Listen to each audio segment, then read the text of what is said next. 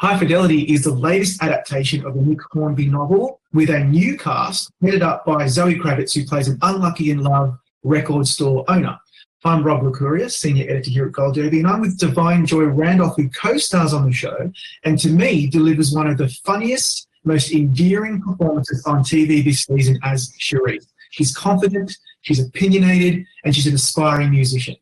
I'd like to know from you, Divine, why did you want to take on this role so much? First of all, thank you very much. I think for me, it's several reasons. The first one being is that you don't get to see women always in these kind of roles, and, you know, the record store culture is a male-dominated world. And I was immediately intrigued by the fact that not only was it going to be women, but women of color. I thought that was really awesome. And I was just so excited to be a part, and also an opportunity to be free as an artist, you know, where you get to just go there and really dive into a character that is physically, well, it's demanding of all the senses, if you will. And that's a real joy to have as an actor, because those kind of opportunities do not come around often. And then of course you get it, and then you're handed it, and that's then when you're like, oh, okay, I really have to get to work. It was one of the more difficult or demanding, I'll say, jobs. It wasn't actually difficult. Not that it was like, oh, it was easy, but it was more that it was more taxing, because especially when you have someone like Jack Black, who comes in and really makes his mark. And to me, this was the jump off point for him, where he really shot off into the stratosphere. And so for me, I just was kind of like, okay, so I have work to do, you know? But I watched it once or twice, like a while ago, when it originally, I think I saw it on like TV at that point. But when I found out about the job, I did not watch it again, because I did not want to mimic him. And I'm a big fan of him, so I'm aware of what it means when you bear witness to a Jack Black performance, you know, in particular to the high octane dedication to the role, and that this person feels and sees on all levels at the highest degree. But that in a very interesting way, it has to still be grounded and rooted, you know, in truth. It's just that some people live at that level, but everything is all very truthful to them, and actually very grounding. And serious isn't the word, but it's very real to them. Very real, very passionate. They're very passionate people. Yeah. When we first meet Cherise, we expect her to be loud, the loud, sassy comic relief, because we're expecting that. But we brought so much more to her, especially by the season finale. What was playing on your mind, apart from setting yourself away from Jack Black's original performance of that character or archetype? What were you trying to do her? Yeah, so it is very important to me in all roles that I do, especially as an African-American woman, that I do not fall into the trap of doing that, you know, playing these archetypes and stereotypical tropes.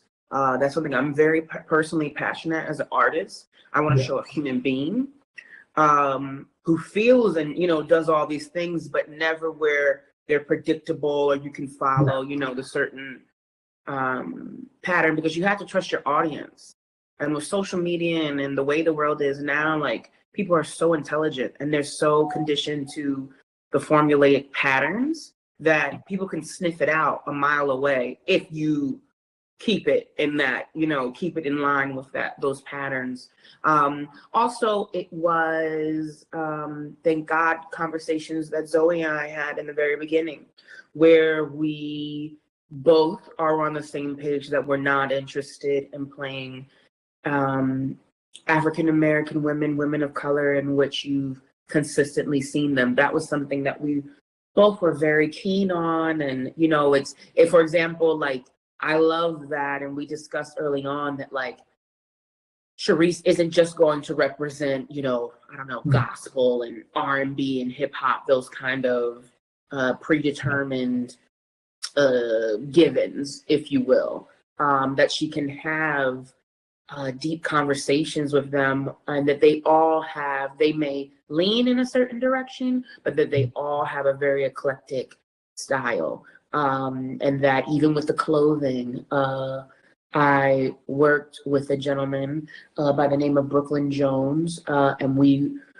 being that I'm from Philadelphia, but this character in particular, and how she's different from everyone else, is that she is born and raised in Brooklyn.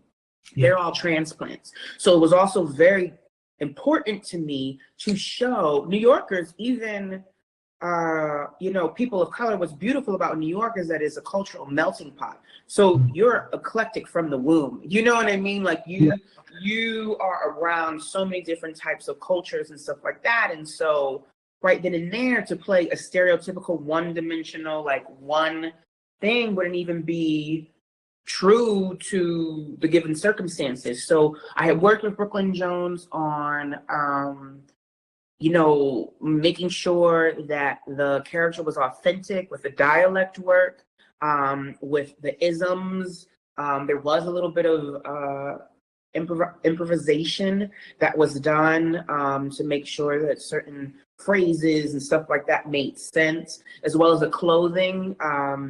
We really dove in with the clothing. I prepared like a 500 plus album of clothing options that Brooklyn Jones and I had worked with, and speaking of Zoe, and that none of us really wore name brands, or if we did, it was like, I think in one of them I wear a Gucci t-shirt, but that they actually got it from a thrift store. Do you know what I mean? So it was like, it was lived in. Yeah, it happened. So what was so great is that Zoe really pushed for authenticity, like down to the coffee cup. Like, it had to be authentic. So with that being said, a stereotypical character immediately was out of the window and not an option. Yeah, and I think it's more interesting and relatable. Totally. It's so much more interesting, and it totally comes across in the series. Once you're in after episode like 1 or 2, you do quite immersed in this world. We have to talk about the moment in the season finale when Charisse receives that package delivered to the store. To me, I think about it in my head, it was so touching to see her walls break down quietly, built up over the years. Like, she's obviously got a lot of baggage and vulnerability. How rewarding was that for you to bring that to this character? It's interesting because we were actually going back and forth quite some time. That was actually a major rewrite that they did. We were debating originally when it was, you know, presented to me. You know, they said like, oh, make sure you can, like, they want the character to be able to sing. And I started on Broadway, and I'm a classically trained opera singer. So I was like, okay, cool. Like, if I have to sing, that's fine. And so originally, like, when I believe the storyline was like when the young girls come and steal the music and stuff like that, that originally it was going to be like we make good with one another, and then we end up forming a band together, and that I was going to be like the lead singer and sing, and you were going to start seeing Charisse perform and be like, oh wow, like she is good, like, you know what I mean, she has it. But then we kind of realized, like, well, where can it really go then from there? You know what I mean? Like, if she's singing and now she's doing it, and now what? She's going to go on tour and then she's gone. And so we were just kind of interested in, like, how can we have a real moment? Also, and it's interesting because I had said to Zoe when I had first read it, I was like, do we like each other? Like, are we friends? And she was like, no, but she goes, you know, it's like when you watch these these stories, right? Like Friends, like we all get along and then there's an argument in the middle of an episode and then we just magically make up with one another. That it's like, that's another thing that isn't always authentic. And that it's like sometimes your bestest of friends or closest friends, you know, you can be real with, you can call them out and like, you can be like, you know what, I'm not talking to you this week. You know what I mean? And because you know the love is there and you can always come back to it. And so what I thought was so lovely and wonderful was that they were able to give a moment, but it is, we all are like othered, the three of us in particular. Everyone is going through their own thing on that show, but the three of us were this odd coupling of best friends. You know, we don't, Simon, I would say maybe can kind of talk about his feelings more than the two of us can, you know, but then like he'll bring it up and then it takes one of us being like, what are you talking about? And then he's like, no, okay, you know, and then so in a very Rob and Charisse high fidelity way, if you will, it was really nice that Charisse is like, Rob couldn't do it. She couldn't, you know what I mean? Like she couldn't deliver it to her and have that moment with her in person. Like it had to be that way. And the whole, throughout the season, you know, she really is conflicted and doesn't understand why people whom she spends day in and day out with don't seem to believe her or believe in her. And I think when those two young girls come in, that hits her on such a deep level. She says it of like, so you're just gonna like back and support strangers over someone who you know, like, you know, this is what I want to do. You never left that as an option, you know what I mean, for me to do, and to two strangers, and then for her to just to be like, you're not doing anything, like you just talk about. So to have that moment, it moves her to her core, because you see throughout the show where people judge Charisse, or you know what I mean, they make assumptions about her, or because of how she looks, or you have Liam's manager, you know what I mean, like not interested. You have that young man that comes in, you know, and reads her breakdown, because, and that's a great moment too, because I guess in many ways it can be saying of many things, like, I just doesn't have to be hip hop and R&B, you know? Yeah. And due to that breakdown, he's drawn in creatively. And then he sees what the vessel is that embodies that, and he's not interested, you know? So that moment of the guitar is, for her, possibly the first time ever, the first time in a long time, where someone is just like, I see you and keep going. And like, maybe this can aid you along the way in your journey. And that is just so profound of her. Sometimes it just takes a little, you know, to make a huge impact. Yeah, and so is so complicated in that way. As you say, when I'm writing about it or explaining it to other people, it's very hard for me to explain the dynamic and the relationships, because it is complicated. I think a lot of that is probably because now a lot of the fans of the show want to see more. I don't know if there's going to be a season 2 yet. I'm not sure if you're aware of it either, but a lot of us want to see. I don't personally know yet. We don't know yet. Let's fingers crossed, because we want to see that Charisse episode. Because we saw the Simon one, we saw the Rob one. We want to see the Charisse one. Are you looking forward to that? Oh, for sure. I will say they kept me more than busy. I mean, as you know, she talks a lot and she talks very fast. And yet it all has to make sense for her, for who she's talking to, and for you guys watching it. So I actually had worked with an acting coach and by the name of Robert Dokey, and we worked together for me just to stay up on the lines and just keeping track of everything. So first of all, thank you so much, and thank you to everyone who's been watching, who has been outpouring the love and who's been saying like, where's Sharice's episode?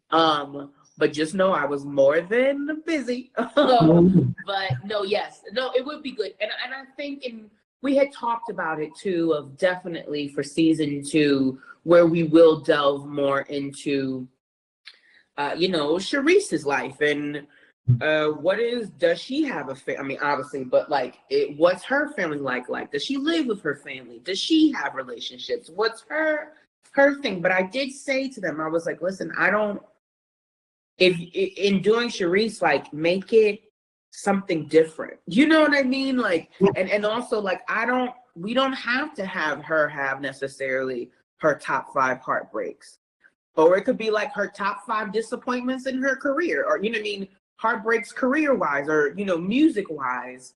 And it doesn't have to be about necessarily relationships, for example. And so, yes, there's definitely, I have been told that there would definitely be a focus of delving in. And it's that beautiful thing, of the first season where there's so much to accomplish. And at the same time, there is that level when you're doing it right, where you do want to leave a little bit of ambiguity and having, the viewer wanting more. So I'm just so grateful that it's been received so strongly in the way that it has, and that people want and desire more and for more of a presence for Sharice. Yeah, it's a good place to be, I think. Now we're running out of time, but I want to put 2 questions, non-hyperbolic, and then we'll wrap up. The first one is, speaking of your work, you were really really well received on Dolomite Is My Name last year. Really great review. What was the highlight of that project? I think it was it sounds silly, but making it. It's interesting. I never in 1 gajillion million years, and even now, like, with all that's going on in the world, I am so grateful that I was able to have that experience and work with those people and have that not only on my resume, but just those experiences in life. Now with everything going so crazy, it hits me differently and more profoundly now, I grew up watching Eddie Murphy, and acting was, I thought I was going to be a singer and a opera singer at that, traveling the world. That was my trajectory. And things changed. And then acting came about. So every job that I take has a huge, profound impact on me, because it's like someone who, I mean, this is dramatic, but like, when people survive near-death experiences and they're like, everything from here on has a deeper meaning because I'm not even supposed to be here. For me, acting is that. I'm not supposed to be here. I'm supposed to be, I don't know, off in Rome or whatever, singing. So everything I book, it hits me different, because I just feel so privileged, because I know so many hardworking actors out here, and to be having these opportunities. So with that being said, I bring that to my work, and Eddie brought that to his work.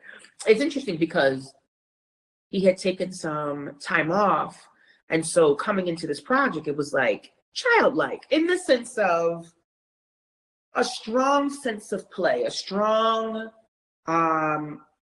personal desire of passion. I mean, as much stuff as he's done, he could easily, he's a serial professional. He could easily phoned it in, not even phone it in, but like, do the job, go ahead. But he had fun with it. And it was interesting. I had watched recently Life that he did, the movie Life with Martin Lawrence and Bernie Mac, and tons of other people. But I remember watching it right before, and I was like, oh, they look like they had so much fun filming it. I wonder if it's going to be that much fun. And I personally think it was that much fun and more fun. because this has been a passion piece that he had been wanting to do for over 15 years. So to do it and be around someone that's so happy and excited about the creative process was so inspiring.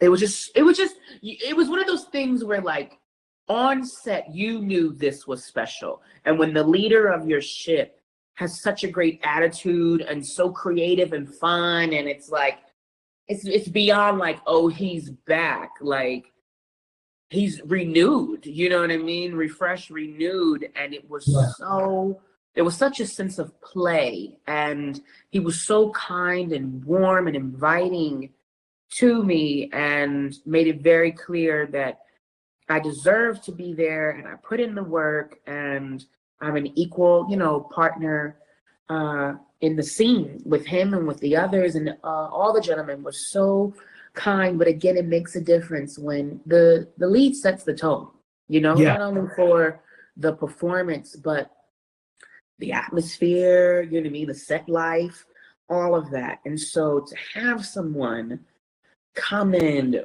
with just the best attitude ever, it set a tone, and it was a great equalizer. So there was no egos, like if it was, if he wasn't in the equation, because it's like, who can top him? You know what I mean? So the other comedians are like, oh my God, you know what I mean? Every 5 seconds, like, and so, and then you have Wesley, who's phenomenal. It just was a beautiful energy. And to be honest, in the beginning, I wasn't so sure, like, all these guys, like, I don't know what's this about to be like. But I think that it being Eddie, and that Eddie set a certain precedent, everyone else followed suit. And it was like, we loved it so much on the few off days that we had, because it was pretty ensemble-ish. The few off days that we had, we would come to work and just watch. Because I've never done that ever. And that trend. Like, hey guys, thanks, bye. Like, between scenes in my trailer on the phone, whatever. But it's like, we wanted to be, and it wasn't even just Eddie. It's like, oh my God, Eddie's doing a scene, like, I want to watch. It was everyone, like, true support and camaraderie. I mean, like, even when we did basically it was like 7 to 9 months of a press tour. Even that, it was almost like a confirmation of like, oh yeah, like, this was really special. A year later, like, I really enjoyed these people. Like, they're really great people and artists and creatives. And sometimes it's a special thing that happens when the producers or directors or casting, whoever, really gets it right and really forms a family. It was both astonishing with the work, and to be improvising and throwing jokes back and forth with this legend was so amazing. But truly, the whole experience, it was amazing. Yeah, and it really does translate when you watch it. We have run out of time, but maybe next time we chat, I want to talk about your Broadway role as Oda Mae Brown. You will forever be a Tony nominee for that. And that is incredibly exciting. But we'll save it for next time. Divine, thank you so much for your time today. Thank you so much. I appreciate it.